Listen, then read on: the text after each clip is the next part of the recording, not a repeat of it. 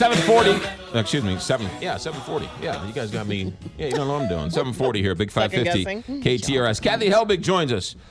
She is with the Kathy Helbig Group, and she's a real estate guru, and she joins us every Thursday to give us some helpful hints on real estate. Good morning. Yes, I do. Good morning. What are we talking about today? Today we're going to talk about negotiating tactics to avoid. Yes. So first of all, choosing the wrong advocate. You don't realize it's kind of like political within the real estate realm. We all know who's easier to work with, who's difficult to work with. Mm-hmm. So if there's multiple contracts on the table and your advocate is considered difficult, right, shady, or erratic. Erratic. Right. Green just doesn't know what they're doing, because oftentimes we have to do the whole job for the other side when they don't know what they're doing. Right. So that's something to keep in mind when you're going in a hot market like this. Make sure you're aligned with the right people that can get the job done.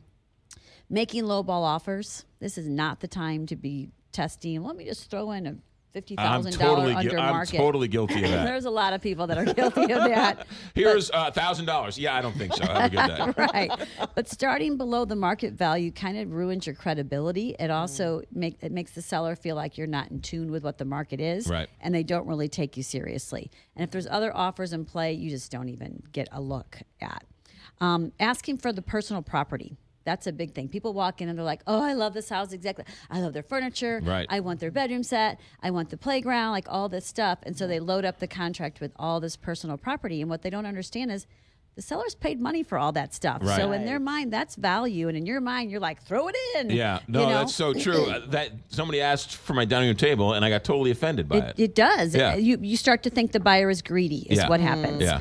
Trying to renegotiate the price at inspection. This is going on majorly right now because people are going in and paying list price or paying thousands of dollars over list price, so they feel secure in the fact that they got the contract. Right. So now they're like, stick it to the seller when it comes time for inspections, and there might be a few little things, and they go, we want a $5,000 credit for these $300 worth of handyman repairs. You know, so that's the doorknob's loose, $10,000. Exactly. Negotiating with incremental amounts. Don't come up in $500 and $1,000 increments when you're negotiating a significantly priced item.